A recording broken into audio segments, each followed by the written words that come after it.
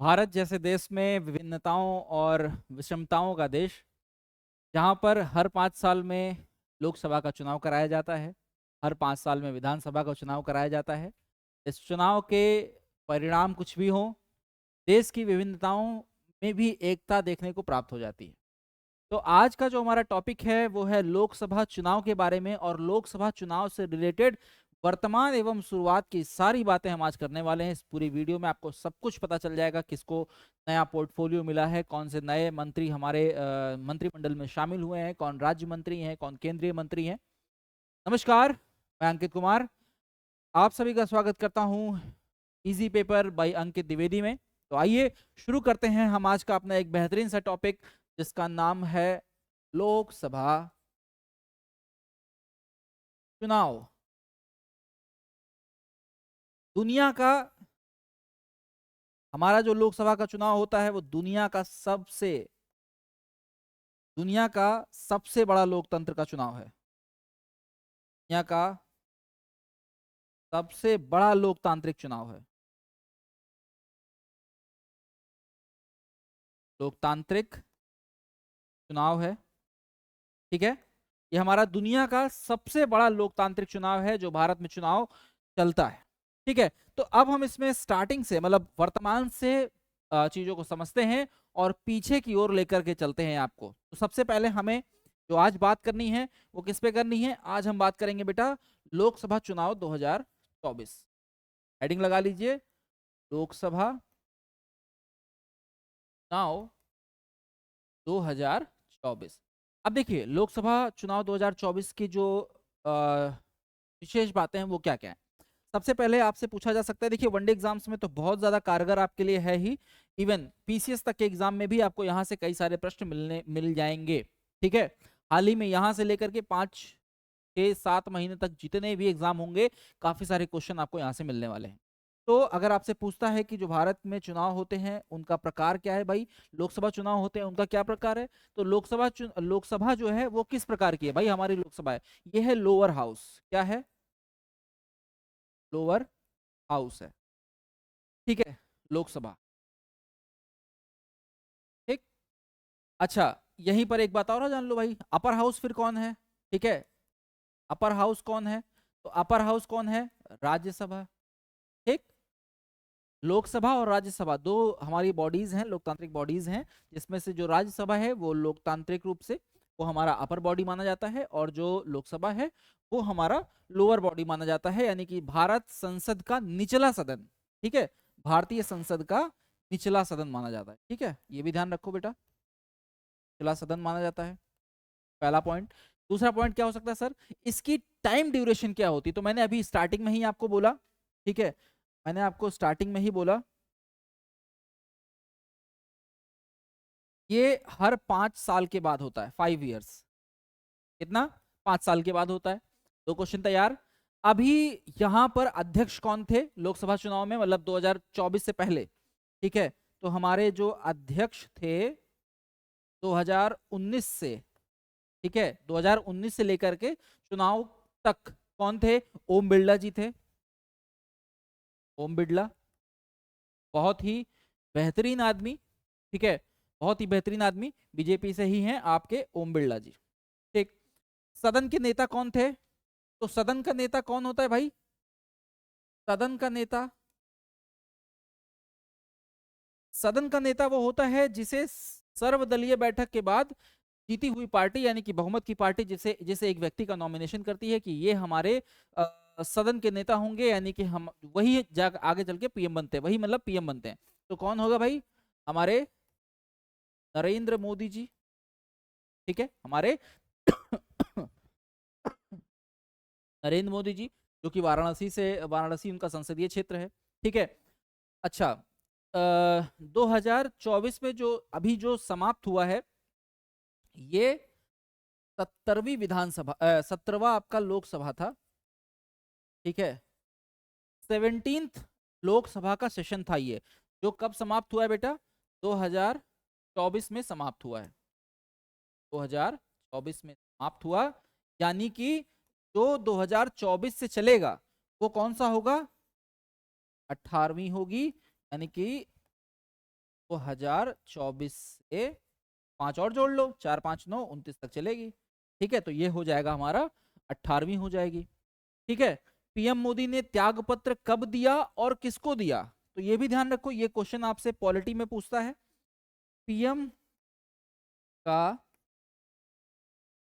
त्याग पत्र कब दिया गया है भाई, पीएम ने त्याग पत्र कब दिया है, 5 तारीख को, 5 जून को, 5 जून को। अच्छा, देते किसको हैं, तो प्रधानमंत्री किसको देगा, राष्ट्रपति को। अगर राष्ट्रपति उपलब्ध नहीं है तो किसको देगा, कमेंट करके बताओ।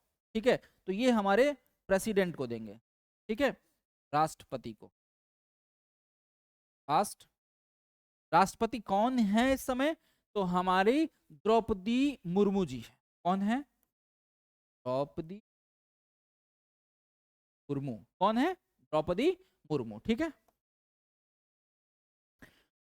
ये तो हो गया आपका नॉर्मल सेगमेंट। अब चलो आगे बढ़ते हैं, देखते हैं कि क्या क्या हमारा यहाँ पर बनने वाला है, क्या क्या चीजें बनने वाली हैं। ये चीज आप समझ गए हैं। ठीक है, चलिए अगला। अब आइए थोड़ा चुनाव से बात करते हैं, चुनाव कब हुआ, कैसे हुआ, क्या क्या डेट रही। तो जो हमारा लोकसभा का चुनाव हुआ वो किस डेट पर हुआ बेटा, 19 अप्रैल से लेकर 1 जून तक, 19 अप्रैल से लेकर के 1 जून तक 2024। ठीक। अच्छा, आपसे पूछता है कितने चरण में चुनाव हुए, तो सर 7 चरण में हुए, 7 चरण में हुए हैं। और रिजल्ट कब आया, तो इसका परिणाम घोषणा कब हुई है, गिनती एवं परिणाम घोषणा एक ही दिन में होती है। पहले टाइम लगता था, अब जो है आपका जो है उससे होता है, ईवीएम से होता है, तो हमें एक दिन में रिजल्ट पता चल जाता है। तो गिनती और चुनाव की जो घोषणा, परिणाम की जो घोषणा है वो 4 जून को हो गई। ठीक, 4 जून को घोषणा हुई, 5 जून को पीएम साहब ने अपना त्यागपत्र दिया और सर्वसम्मतीय बैठक से जो है उन्होंने अपने आगे का रास्ता तय किया। यहां तक की बात आपको समझ में आ गई। चलिए अब बात करते हैं भाई, सर्वप्रथम लोकसभा चुनाव कब हुआ था, सर्वप्रथम लोकसभा चुनाव कब हुआ, समझते हैं जरा। तो इसमें हमें 2 बातें समझनी पड़ेंगी। पहला पहला समझो, कब हुआ है भाई, 1951 से 52 में। ठीक है, 1951 से 52 में। इसमें क्या क्या हुआ है सर, क्या क्या पॉइंट्स इंपॉर्टेंट है जो हमें याद करने हैं। ठीक है, इसमें दल कितने थे सर, तो कुल दलों की संख्या जरा बताएंगे आप लोग, कुल दलों की संख्या आप लोग बताएंगे कितने दल थे, सर 14 दल थे। ठीक, 14 पार्टीज थी, 14 दल थे। ठीक है, लोकसभा अध्यक्ष लोकसभा द्वारा बनते हैं। राष्ट्रपति, लोकसभा को भंग कौन करता है, राष्ट्रपति भंग कर सकता है। और लोकसभा का प्रथम सत्र, ये 3 पॉइंट आपको यहां से मिल जाएंगे। तो पहला चीज आपको ध्यान रखना है कि जो लोकसभा का अध्यक्ष होता है, लोकसभा अध्यक्ष कहां से आएगा, कहां से आएगा सर, आएगा लोकसभा सदस्य ही होंगे। ठीक है, लोकसभा सदस्य ही होंगे और अक्सर जीती हुई पार्टी के सदस्य होते हैं। जैसे मैंने अभी आपको बताया कि 2019 से 24 तक ओम बिरला जी थे। ठीक है, जो कि बीजेपी से थे, बीजेपी के लोकसभा के सदस्य थे।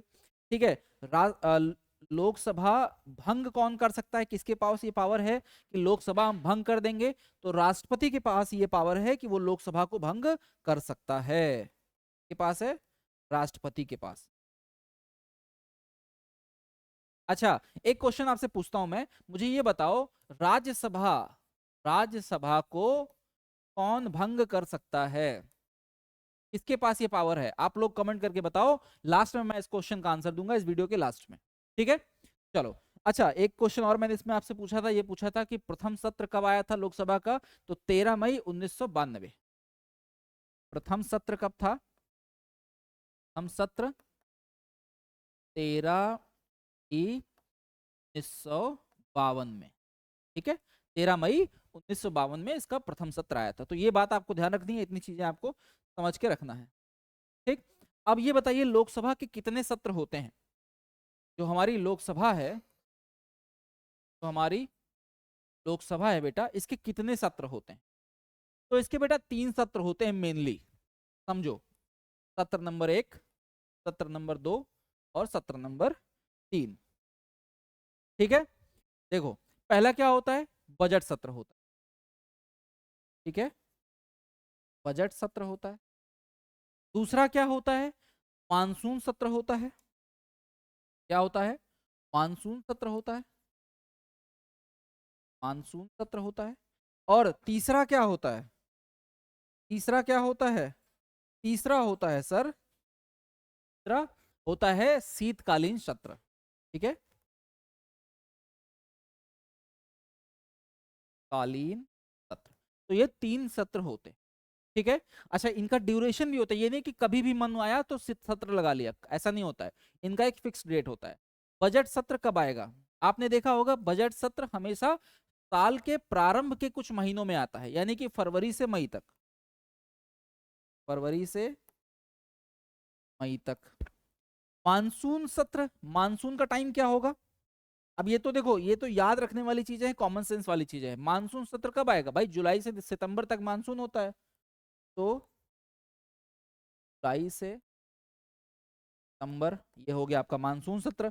और शीतकालीन ठंडियां कब पड़ती हैं, ठंडियां कब पड़ती हैं सर, भाई देखो सितंबर तक आ गए, अब नवंबर दिसंबर बच रहा है, तो नवंबर से दिसंबर के मध्य क्या हो जाएगा आपका, शीतकालीन सत्र लग जाएगा। अच्छा सर, क्या ये एक साल में तीनों होते हैं, बिल्कुल होते हैं। एक वर्ष में लोकसभा 3 सत्र आयोजित करती है, फर्स्ट, सेकेंड और थर्ड। ये जरूरी है कि तीनों आने चाहिए। ठीक है, क्लियर है, चलो आगे बढ़ो, आगे बढ़ो। अब जरा हम रिजल्ट की बात कर लें, इस लोकसभा के रिजल्ट की बात कर लें। आइए जरा इसको हम लोग थोड़ा एक ग्राफ से समझ, मान लीजिए ये टोटल हमारा डिवीजन है। ठीक है, ये टोटल हमारा डिवीजन है। तो इसमें इसमें जो है,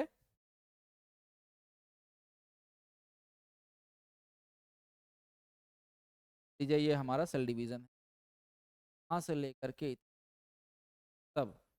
ठीक, ये 240 सीटें किसके पास हैं, ये हैं बीजेपी के पास, जो कि सबसे ज्यादा, मतलब एक एक हिसाब से कहें तो सबसे ज्यादा सीट पाने वाली पार्टी है, नहीं सबसे बड़ी पार्टी है। ठीक है, उसके बाद हम मुख्य मुख्य पार्टी की यहाँ पर बात करेंगे।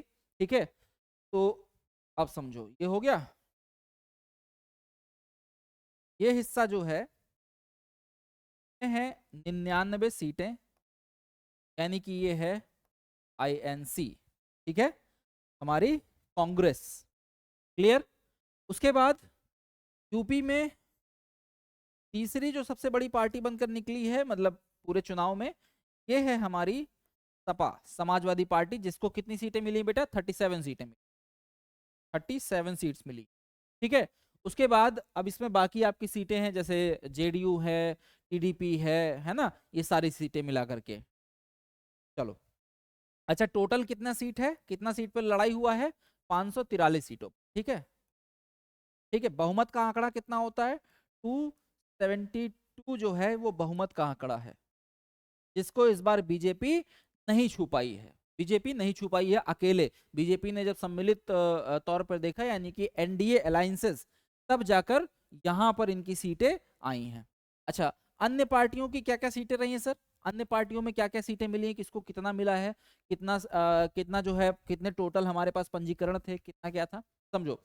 देखो मैंने अभी बताया डीएमके, नोट करते हुए चलना, क्योंकि ये देखो डेटा, फैक्चुअल डेटा उतना काम नहीं आएगा, बट इस बार का जो सिनेरियो है उस हिसाब से आ सकता है, क्योंकि जेडीयू, टीडीएम और टीडीपी और डीएमके ये बहुत मुख्य रोल अदा कर रहे हैं इंडिया अलायंस में भी और एनडीए अलायंस में भी।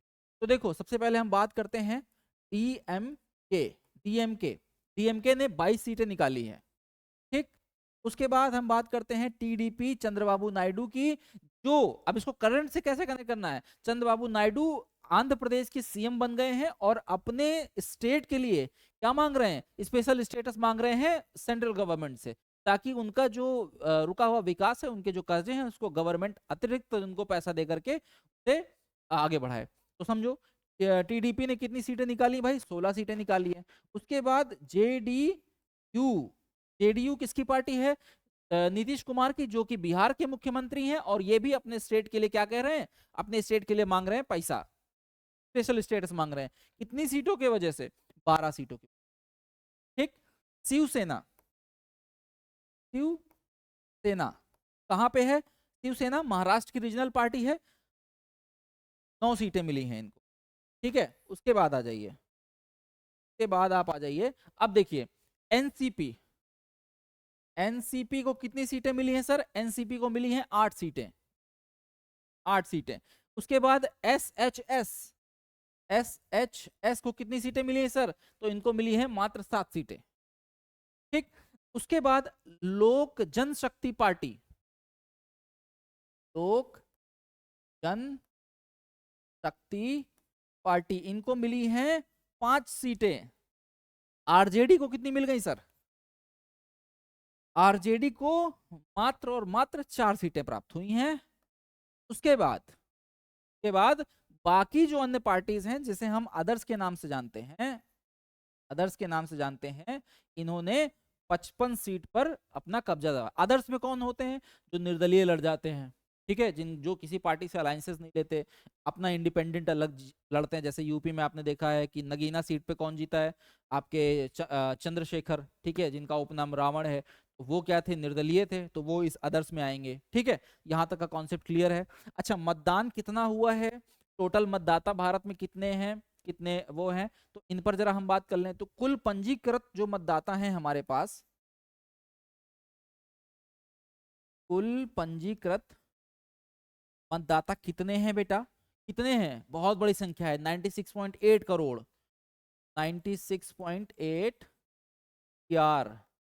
ठीक, इतने करोड़ मतदाता हमारे जो हैं वो रजिस्टर्ड हैं। ठीक है, अब इसमें से मेल कितने हैं, फीमेल कितने, ये भी जान लो, ऊपर कर देते हैं यार, मेल और फीमेल आप लोग बताओगे, मैं बता दूं, चलो मैं बता देता हूँ। 49.7 करोड़ जो है, 49.7 सीआर जो है वो क्या है, मेल। फीमेल को वो कर लो, सब्सट्रैक्ट कर लो। चलो काम नहीं बढ़ाऊंगा, आपको बता देता हूँ, फीमेल जो है वो 47.1 सीआर है। ठीक है, तो ये जो है हमारे टोटल पंजीकृत मतदाता हैं, जो रजिस्टर्ड मतदाता हैं हमारे पास। ठीक है, सर्वाधिक मतों से जीता कौन है, सर्वाधिक, सर्वाधिक मतों से कौन जीता है जी, तो से जीत किसको मिली है, जीत किसको मिल गई बाबू, तो ये इंदौर में शंकर लालवानी जी हैं। कौन, शंकर लालवानी, शंकर लालवानी है। ठीक है, इंदौर से हैं, क्या है, एमपी होंगे ना, इंदौर से एमपी होंगे ना भाई, बीजेपी के इंदौर से एमपी हैं। ठीक है, एमपी हैं कहाँ से, बीजेपी के। कितना सर वोट मिला है, कितना इनको कितने वोट से ये जीते हैं। ठीक है, तो ये इनका जो जीतने का रेशियो है वो 11.72 लाख का जीतने का रेशियो है।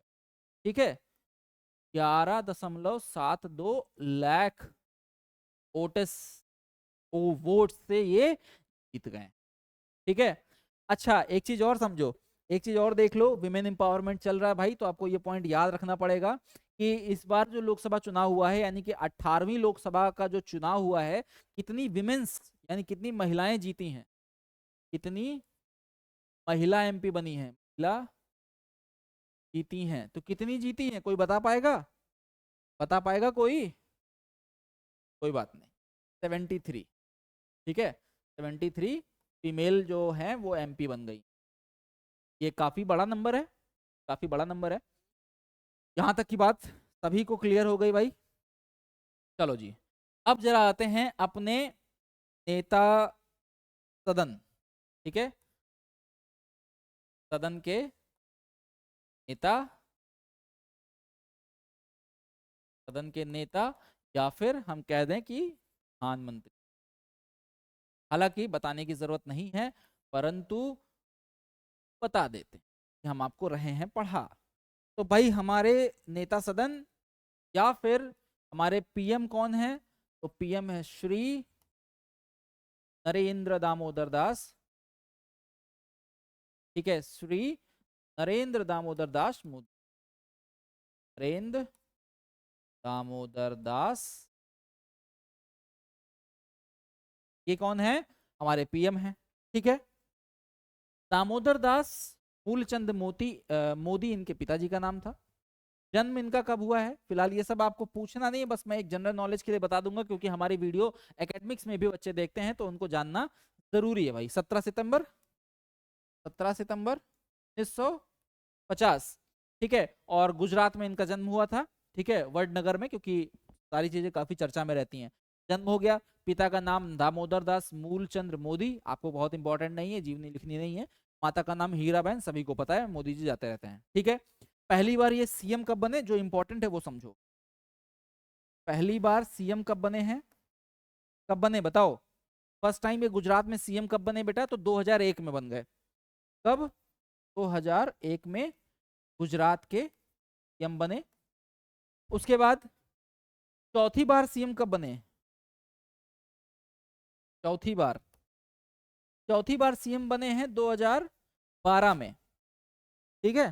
चौथी बार ये सीएम बन गए 2012 में, ठीक है। उसके बाद, उसके बाद इनकी किस्मत चमक गई और 2014 के चुनाव में इनको जो है बीजेपी ने अपना पीएम पद का प्रत्याशी घोषित कर दिया। और 26 मई 2014 में ये फर्स्ट टाइम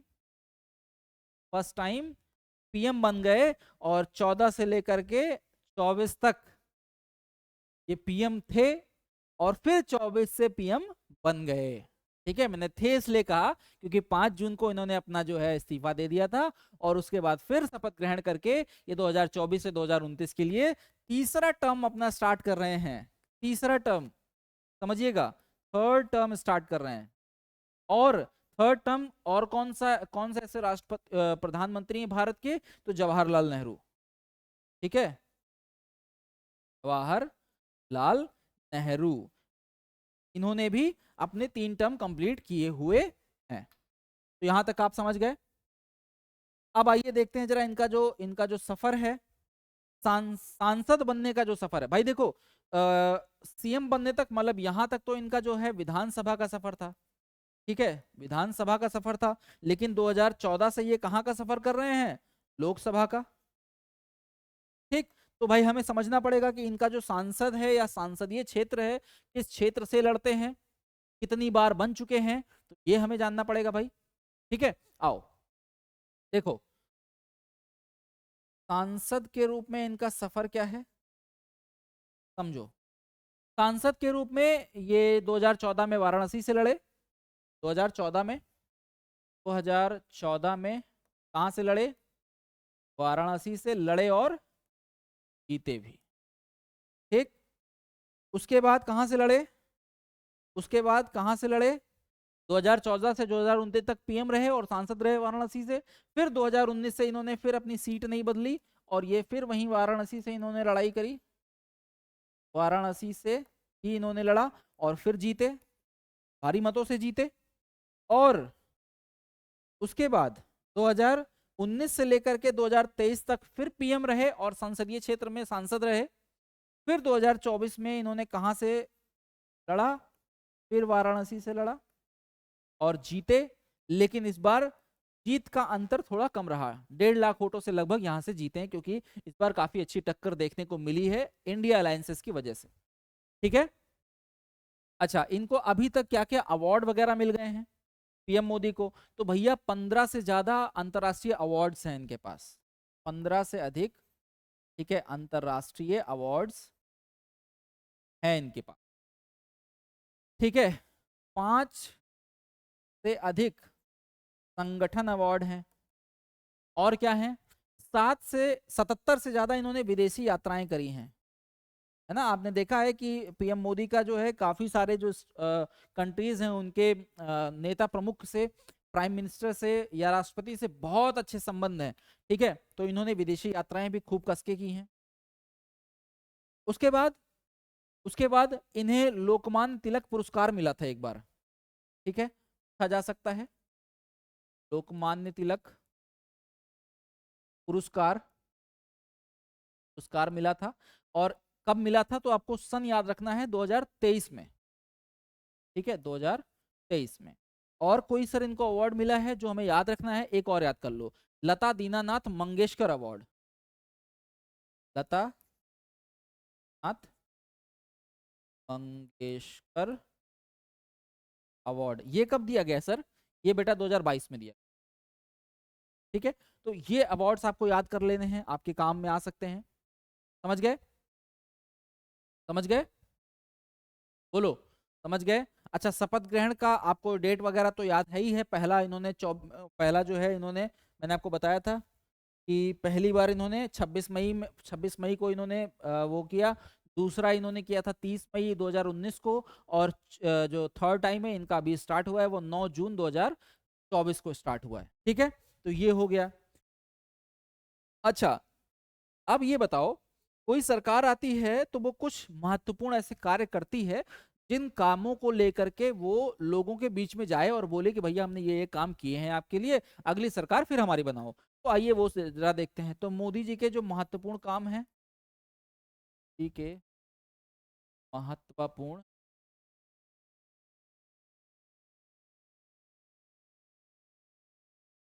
अच्छा, जो मैं यहाँ पे योजनाएं लिखूंगा इनको आप एक बार पेपर में जाने से, किसी भी पेपर में जाने से पहले आप एक बार इनको थोड़ा सा विस्तृत रूप से देख लीजिएगा, क्योंकि यहाँ पर पूरा विस्तार से बताना बहुत टाइम हो जाएगा। मैं अलग से किसी क्लास में डिस्क्राइब करूंगा, बट आपको अगर कोई भी एग्जाम देने जा रहे हो तो इन योजनाओं को जरूर देख लीजिएगा।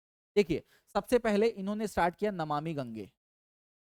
नमामि गंगे, जिसमें इन्होंने कहा कि भाई हम गंगा की सफाई करेंगे और उस पर हम ध्यान देंगे। नमामि गंगे सबसे पहले आपको याद रखना है, पढ़ लेना है इसके बारे में। ठीक है, नमामि गंगे कहाँ से स्टार्ट हुई, कितना फंड आया, है ना, कब स्टार्ट की गई थी, क्या अभी चल रही है या नहीं चल रहा है, ये देख लेना।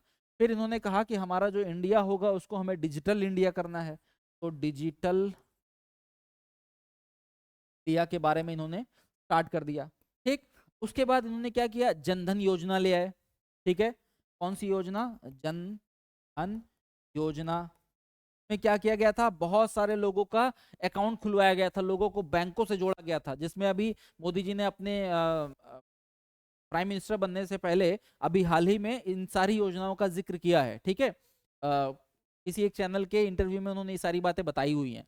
ठीक है, उसके बाद इन्होंने कहा कि भाई हमारी जो महिलाएं हैं वो कंडे से या लकड़ी से या चूल्हे से अपना खाना बनाती हैं, जिससे उनकी आंखें खराब हो जाती हैं, तो उसके लिए सबको फ्री में गैस सिलेंडर दो। तो इन्होंने क्या स्टार्ट कर दिया, इन्होंने क्या स्टार्ट कर दिया बेटा, इन्होंने स्टार्ट कर दिया उज्ज्वला योजना।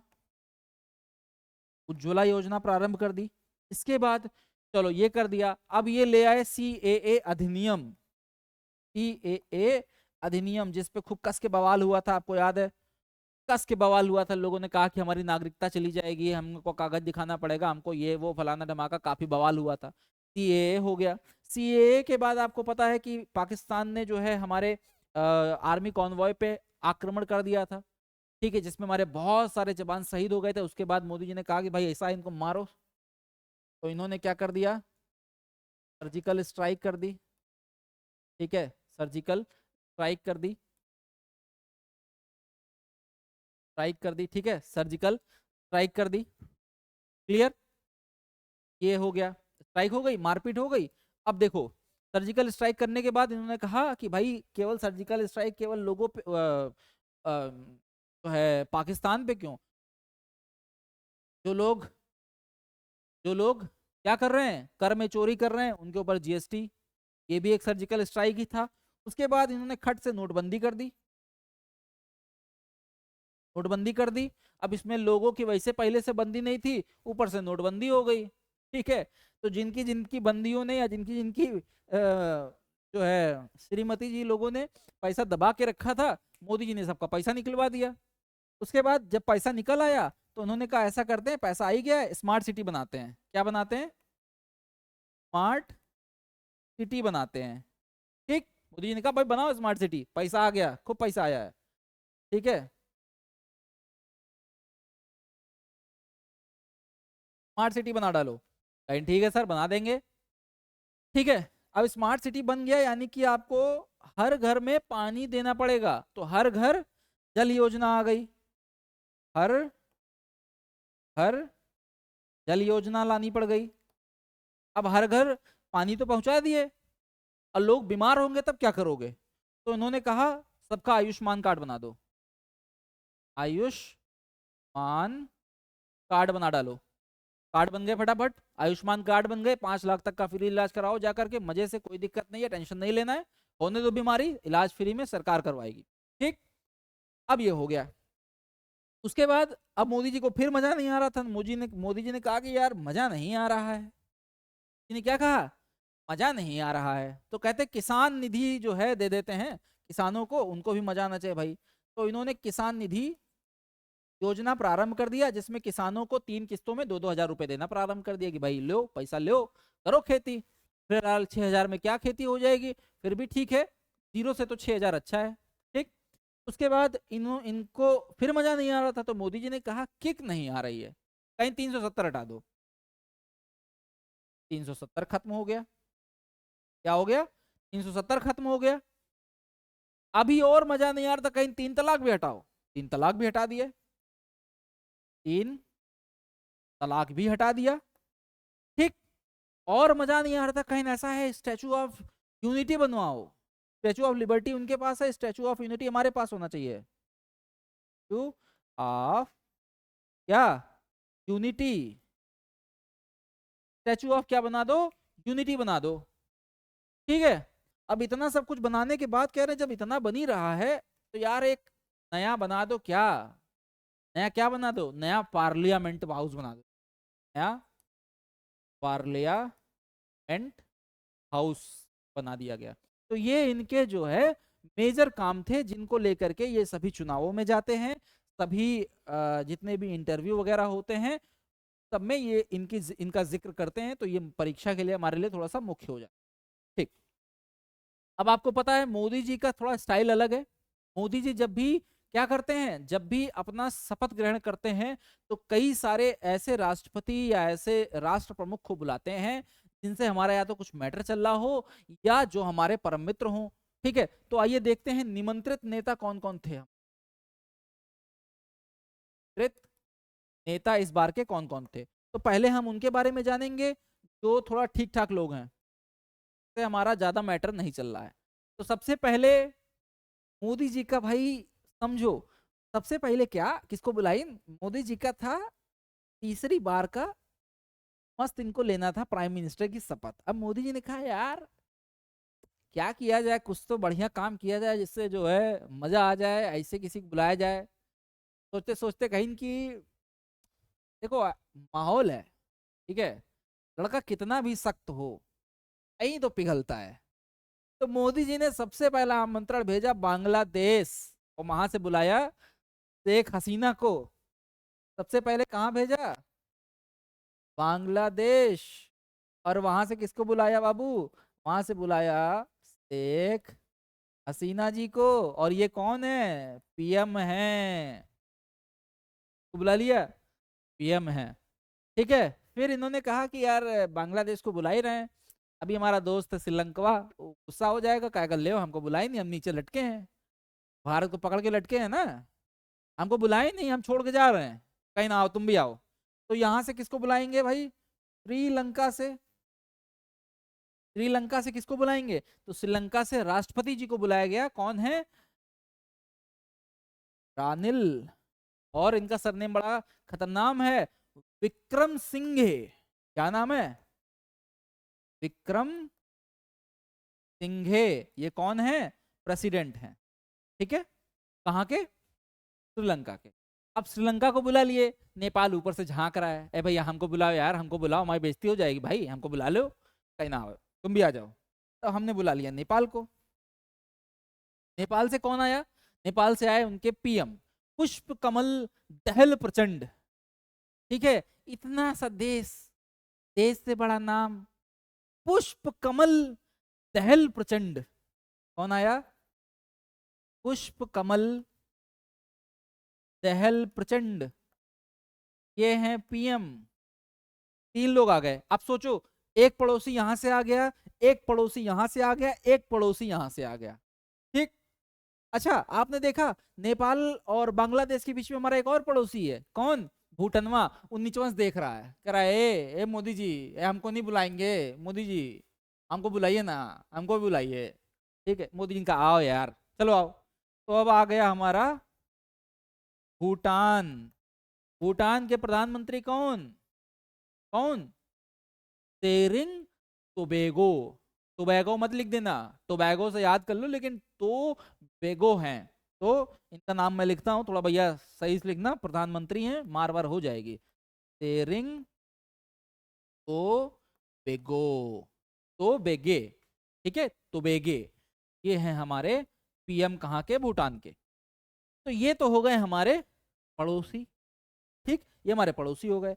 अब मोदी जी का आपको स्टाइल पता है, उनको जब तक किक नहीं मिलेगी, मजा नहीं आएगा, तब तक वो उनका भाई कैसे कार्यक्रम हो जाएगा। तो उन्होंने कहा एक काम करो, मारिसस, मारिसस से बोला, मारिसस से, कहाँ से? मारिसस के पीएम को बुलाओ। तो कहा गया ठीक साहब बुला ले रहे हैं। तो मारिसस के पीएम को बुलाया गया। अब मारिसस के पीएम का क्या नाम है? क्या नाम है? प्रविद जगन्नाथ। प्रविद जगन्नाथ, ठीक है, ये है पीएम कहाँ के? मॉरिशस के। ठीक है, जगन्नाथ। ठीक, अब सोचो इतने लोग आ गए, ये तो शरीफ शरीफ लोग थे। अब मोदी जी कहे कि ओ भूल गए, वो मालदीपों वाला नौटंकी किया था ना, उसका बुलाओ साले को। ठीक है, मालदीपों वाले को बुलाओ। तो इन्होंने कहा आओ भाई मालदीव साहब, मालदीव के भी पीएम को बुला लिए। कौन? जो नौटंकी कर रहा था, डॉक्टर, क्या नाम था इसका? मोहम्मद, आगे बताओ क्या नाम था? मुइजू। मुइजू। ये कौन है? ये है मालदीव के राष्ट्रपति, इनको भी बुला लिया गया। ठीक, क्या हो? और नौटंकी कर रहे थे ना, उसी बीच पे ले चल के तुम्हारी भी कुर्सी लगवाते हैं, बुला लिया गया इनको भी। ठीक है, सेशल्स। सेशल्स, सेशल्स से कौन आया? सेशल्स से आए वहां के उपराष्ट्रपति, जिनका नाम था अहमद आसिफ, अहमद, अहमद आफिस। ठीक है, ये कौन है? वहां के उपराष्ट्रपति, उपराष्ट्रपति। क्लियर?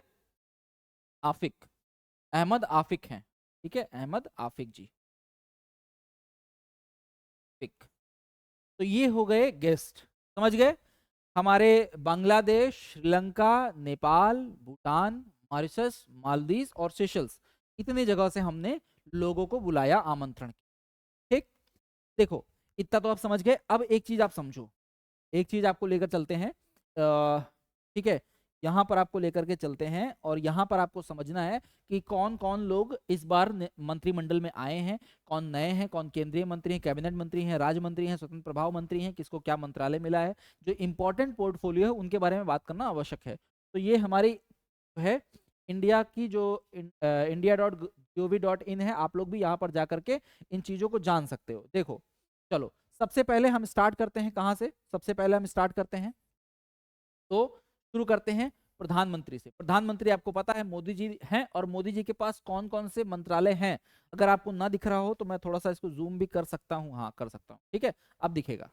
एक एक चीज करके हम लोग देख लेते हैं, फटाफट देख लेते हैं, ज्यादा टाइम नहीं लगाएंगे इसमें।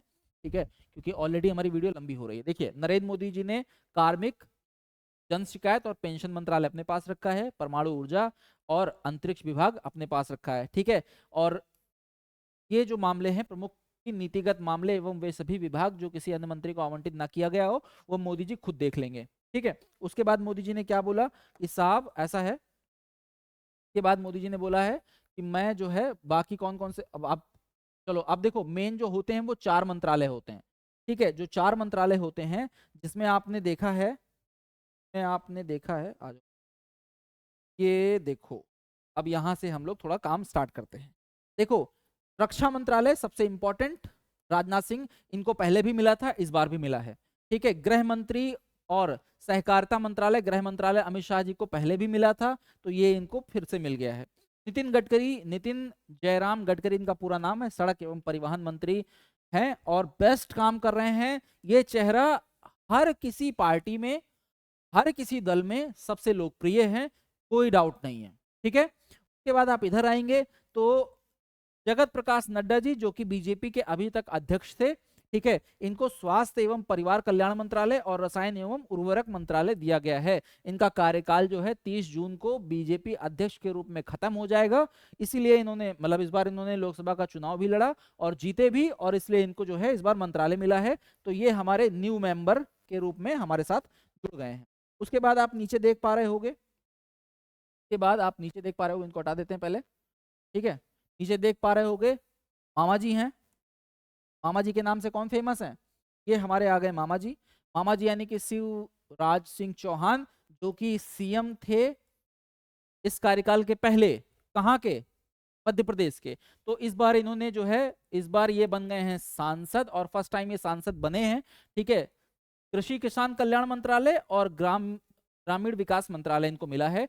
निर्मला सीतारमण जी ने फिर से वित्त मंत्रालय को अपने विभाग में ले रखा है, मतलब इनको पहले भी मिला हुआ था, ठीक है। सुब्रमण्यम स्वामी बिल्कुल बेहतरीन शख्सियत, और भारत को विदेशों तक जबरदस्त कूटनीति एवं जबरदस्त तरीके से रिप्रेजेंट करते हैं, हमारे विदेश मंत्रालय को संभालने वाले जयशंकर, ठीक है, डॉक्टर सुब्रमण्यम जयशंकर। मनोहर लाल खट्टर को आवास शहरी मंत्रालय मिला है, ठीक है। पीयूष गोयल को आपको वाणिज्य एवं उद्योग मंत्रालय मिला है। उसके बाद श्री एच कुमार स्वामी को भारी उद्योग एवं इस्पात मंत्रालय मिला है। धर्मेंद्र प्रधान, ये इंपॉर्टेंट है, इनको मिला है शिक्षा मंत्रालय, ये जरूर ध्यान रखिएगा। बाकी इतना इंपॉर्टेंट नहीं है, तो हम अब फटाफट आगे बढ़ेंगे। जो इंपॉर्टेंट है मैं टिक करता हुआ आपको चलूंगा, ठीक है। देखिए, चलिए आगे बढ़ते हैं, देखते हैं आगे कौन कौन है हमारे। तो ये जीतन राम मांझी, ये सूक्ष्म एवं, ठीक है, ये देख लीजिएगा। उसके बाद हाँ, इनको देख लीजिए, इनको पंचायती राज मिला हुआ है, तो श्री राजीव रंजन जी, ठीक है। उसके बाद नगरीय विमान मंत्रालय, ठीक है, तो देख लीजिए, राम मोहन रेड्डी जी को मिल गया है। आगे बढ़िए। प्रहलाद जोशी, तो इतना इंपॉर्टेंट नहीं है। हाँ, यहाँ पे एक इंपॉर्टेंट हमें मिल गया है, ये देख लीजिएगा, गिरिराज सिंह को जो है कपड़ा मंत्रालय मिला है। और यहाँ पर देखोगे तो अश्विनी वैष्णव जो है, इनको रेल मंत्रालय मिला है, तो ये ध्यान रखिएगा, ठीक है। इनको रेल मंत्रालय मिला है, सूचना प्रसारण और इलेक्ट्रॉनिक, तो ये इंपॉर्टेंट है, रेल मंत्रालय इनका इंपॉर्टेंट है, ठीक है। आपके ज्योतिरादित्य सिंधिया, संचार मंत्रालय। उसके बाद जो इंपॉर्टेंट है, हाँ ये देख लीजिए, ये वाला, अन्नपूर्णा देवी को महिला एवं बाल विकास दे दिया गया है। हरदीप सिंह पुरी को पेट्रोलियम दे दिया गया है, ठीक है। उसके बाद अगर आप और आगे बढ़ोगे, देखोगे किशन रेड्डी को कोयला और खनन मंत्रालय, ये इंपॉर्टेंट है बेटा, ठीक है। सी आर पाटिल को जल शक्ति मंत्रालय मिला है, ये भी थोड़ा सा इंपॉर्टेंट है, ठीक है। उसके बाद और आगे बढ़ जाओ तो राज्य मंत्री यानी स्वतंत्र प्रभाव के रूप में 5 लोगों को बुलाया गया है। श्री जयंत चौधरी, ठीक है, जादव प्रसाद, जितेंद्र सिंह और राव इंद्र सिंह। के बाद और आगे बढ़िएगा, और आगे बढ़िएगा, और आगे बढ़िएगा, ये सारे जो हैं हमारे कौन हैं, ये सारे देख लीजिए, ये हैं राज्य मंत्री, ठीक है। रामदास अठावले, ये बहुत बेहतरीन आदमी है, ठीक है, बहुत बेहतरीन आदमी है। आगे बढ़िए, आगे बढ़िए, आगे बढ़िए, ठीक है। अब ये आप वेबसाइट पर जाकर के एक बार डिटेल में इसको आप जरूर देख लीजिएगा, मैं आपको सब दिखाता हुआ चल रहा हूँ, इसको आप एक बार जरूर जाके देख लीजिएगा, ठीक है। चलिए, बैक ऑन क्लास, ठीक है। तो हम कहाँ तक आ गए थे? हमने इनका कार्यकाल वगैरह सब देख लिया, कौन कहाँ से कितना चीजें पा रहा है, कौन कौन सा मंत्रालय संभाल रहा है, इसको क्या क्या चीजें दी गई हैं, ठीक है, ये सब आपको देख लेना है। अब आइए, पॉलिटी के पॉलिटी के हिसाब से क्या क्या चीजें हमारे पास इंपॉर्टेंट हैं, या इनको क्या क्या कहते हैं, ये एक बार आपको जरूर देखना पड़ेगा। तो पॉलिटी का लोकसभा जो है वो आर्टिकल 81 में आता है, ये लिख लो। अब मैं कुछ पॉइंट आपको लिखा देता हूँ। लोकसभा तो है वो आर्टिकल किस में आता है बेटा? आर्टिकल 81 में आता है, ठीक है। लोअर हाउस कहा जाता है, ये आपको पता है। उसके बाद आगे बढ़िए, ठीक है।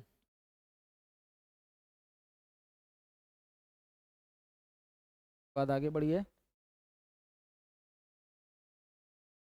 हाँ, लोकसभा से कुछ इंपॉर्टेंट चीजें लिख लो जरा, कुछ इंपॉर्टेंट फैक्ट लिख लो।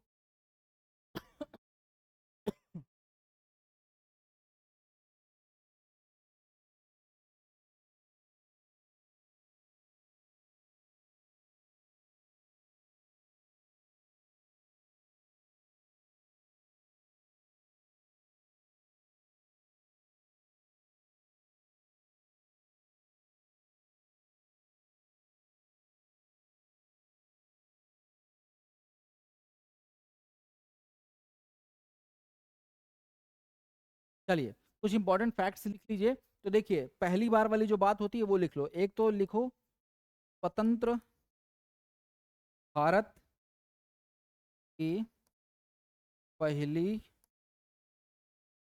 लोकसभा प्रथम उपाध्यक्ष कौन बने थे बेटा?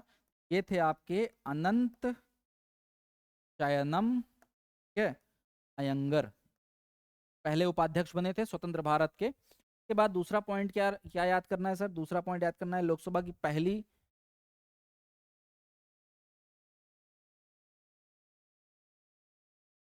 लोकसभा की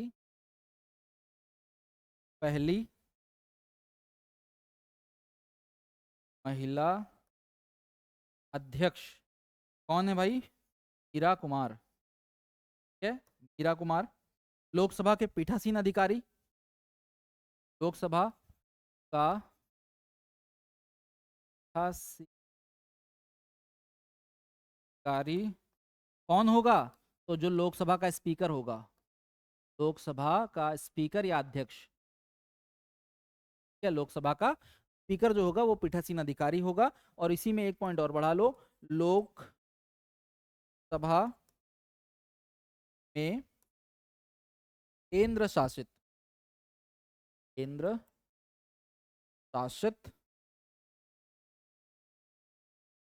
प्रदेशों से अधिकतम कितनी है? ये है बेटा 20। क्लियर? ये 4 पॉइंट आपको याद रख लेने हैं, ये आ सकते हैं आपके परीक्षा में। ठीक है, तो इतनी चीजें आपको इस चैप्टर में ध्यान में रखनी है। तो हमने पूरा देख लिया है क्या क्या चीजें हैं प्रेजेंट टाइम में, सब कुछ। एक बार लोकसभा के बारे में हमने सारी चीजें जान ली। एक बार आप इसको जरूर देखिएगा, जरूर सीखिएगा, जो चीज बता दीजिए। ठीक है, तब तक के लिए जय हिंद, जय भारत। फिर मिलते हैं एक बेहतरीन से इंफॉर्मेटिव वीडियो के साथ। तब तक के लिए देखते रहिए और सब्सक्राइब करिए इजी पेपर बाय अंकित द्विवेदी।